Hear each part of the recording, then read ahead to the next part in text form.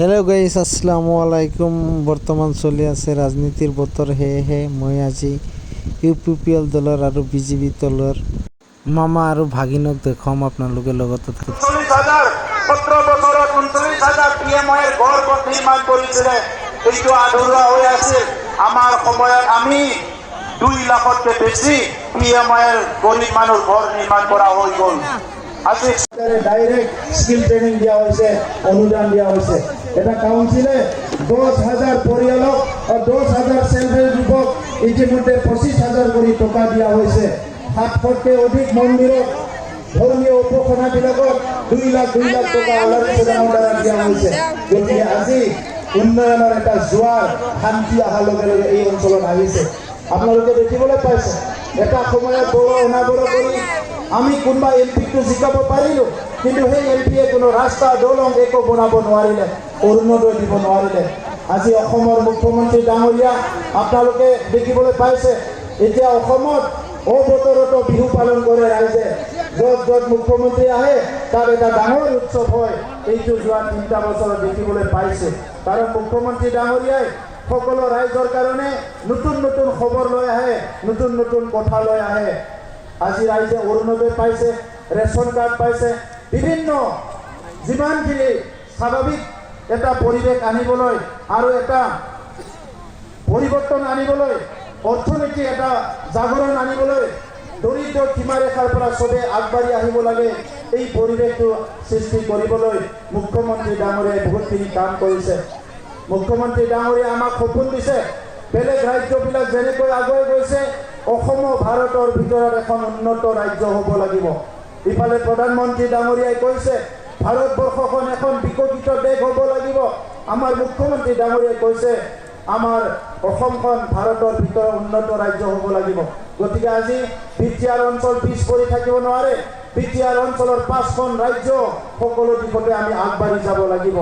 এইকাৰণে আজি এটা সুব্যৱস্থা ইয়াতে অনা হৈছে। সমন্বয় পুনৰ আমি পালোঁ। বিভিন্ন জাতি জনগোষ্ঠীৰ মাজত ভেদাভেদ সৃষ্টি হোৱা দূৰ হৈ গ'ল। এটা সমন্বয়ৰ ভাল এটা পৰিৱেশ আজি আহি গ'ল। PTEDৰ চিফ প্ৰমোদ বড়ো ডাঙৰীয়াৰ ভাষণ শেষ হ'ল। এতিয়া আমাৰ হেমন্ত বিশ্ব শৰ্মা ছাৰ ডাঙৰীয়া আহি পাইছেই। হেলিকপ্টাৰখন আহিলে আপোনালোকে চাওক, এই হেলিকপ্টাৰটোৰ মাজতে ছাৰ আছে। অলপ সময়ৰ ভিতৰত আমাৰ সন্মুখত আহি মঞ্চত তেওঁ ভাষণ ৰাখিব।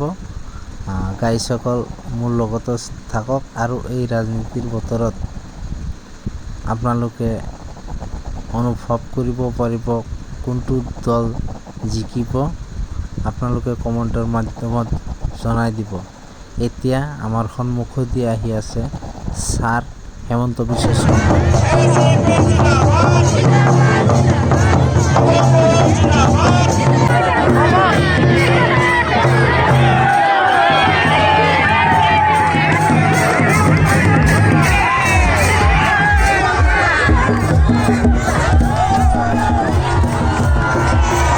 ছাৰক দেখা পাই ৰাইজে ইমান ভাল লাগিছে, চিঞৰি চিঞৰি নাচি আছে।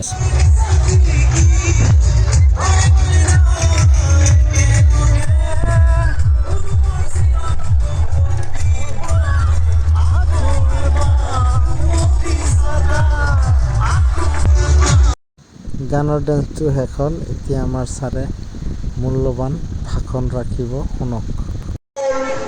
ভোট বা চাপাগুৰি বুলি ভোট নিদিওঁ, কিন্তু লোকসভা আগতেও কোকৰাঝাৰ আছিলে, এতিয়াও আমি কোকৰাঝাৰতে ভোট দিম, হয়নে? আৰু কোকৰাঝাৰত আমি কাক ভোট দিম? UPPL দলত ভোট দিম, জয়ন্ত বসুমতাৰীক আমি ভোট দিম, হ'বনে? জয়ন্ত বসুমতাৰীক ভোট দিলে প্ৰধানমন্ত্ৰী কোন হ'ব? প্ৰধানমন্ত্ৰী কোন হ'ব?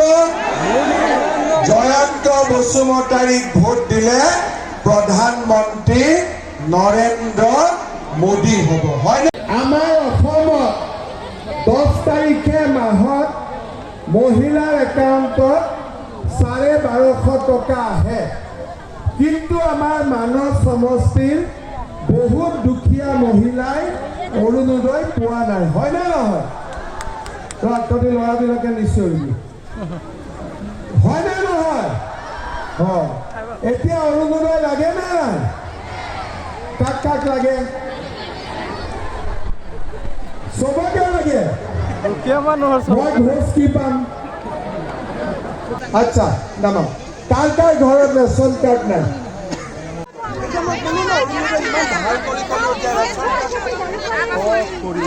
এতিয়া মিটিঙত শুনিলে নাই যে ৰেচন কাৰ্ড থাকিলে অৰুণোদয় পাব বুলি? বুজিলো, মিটিঙত শুনিলে নাই যে ৰেচন কাৰ্ড থাকিলে অৰুণোদয় পাব?